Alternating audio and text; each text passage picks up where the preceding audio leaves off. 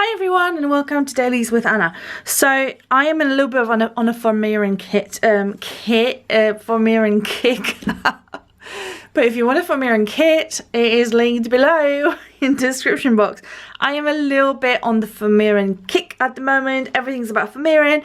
So what I'm going to do is I'm going to make another Foamiran flower, and this one is different to the one I made yesterday for you.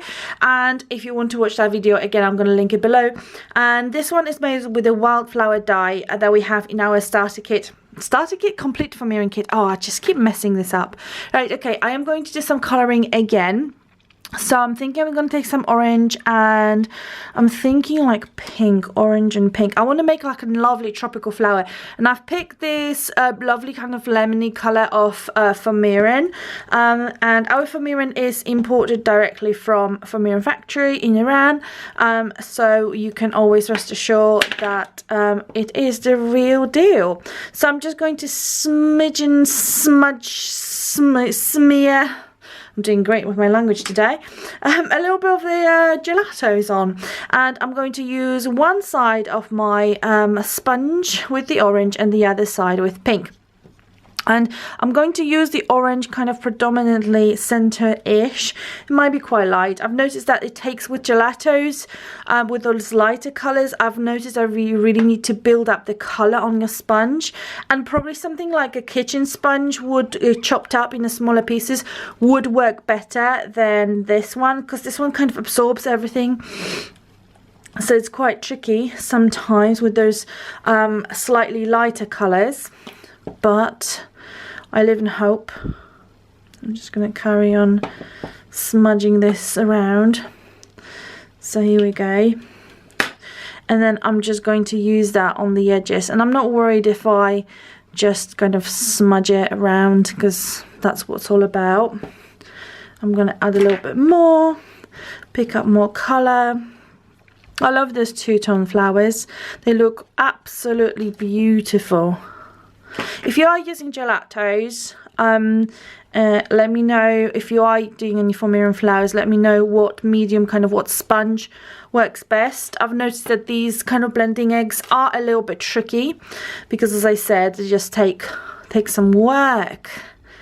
They take some work. Okay, so I've got those, so that is enough. And I would normally say you need iron for this, but this sheet of foam is so thin, I'm going to try to go without. So, and also to prove that you can do it without and just, you know, work with the heat of your hands. So I'm just going to fold it the way we usually fold it, and then I'm just going to give it a nice good scrunch. I just find that with the iron, it just holds the shape a little bit better, and it just stays put for longer. If you are just using the heat of your hands, it kind of goes a little bit low after a while. That's just my perception of it. Right, just gonna fold those. Let me know if you tried the flower from yesterday. I hope you enjoyed that video, and I hope you enjoyed dailies as well. I love making them. I just love making videos in general. So please give it a thumbs up and subscribe. That would be hugely appreciated, and we can make more videos for you. I can make more videos for you, because it's just me, myself and I. So, okay, just going to give this one a scrunch. I've been in the office entire day. We obviously, if you're watching this later, we are during the I'm recording this during the pandemic, and I was the only one in the office, because we work shifts. There's only ever one person in the office, to make sure that obviously we are going to stay healthy. So our Helen was off today, and I was in the office, and she's coming back tomorrow. Okay, so here we go. So I've got these done. I've got my trusty glue gun as well, and I've also have a little pack of kind of half pearls, and I'm going to use that in the center, because I don't have any centers in here. And what I'm going to do is I'm going to unravel this, and I'm going to take the biggest flower shaping tool, which, by the way, if you're after some fancy color like this gorgeous mint green of the flower shaping tools, we still have them in stock from yesterday's event. So I'm going to link everything below in the description box, so come and visit us. We appreciate your custom. We're trying to do the best we can given the situation, and would love if you could stop by and have a look.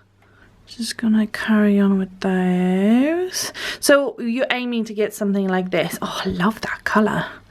So pretty, so subtle as well. I usually work trying to stretch the center of the petal kind of towards the lower part and center, and the reason why is because I want to leave the tip nice and scrunched, so it actually looks like a flower, and you can see a little bit of that definition that you worked so hard on creating while scrunching it all. You know, it would be a shame to stretch everything out and then just not see anything that you've worked so hard on making. Okay, so here you go. So I've got 4 layers today. Okay, so what I'm going to do now, I'm going to start assembling this, and I'm going to try to do a different way to how I normally do it. So basically, I'm going to take a little bit of glue. I'm going to take a little bit of hot glue, and then I'm just going to pop that on this side of the petal, and then I'm going to try to get this in the center. So I normally just put a little bit of glue in the center and then I try to align it. So I thought I'm going to try a different method, so we will see how that will work out. It's okay.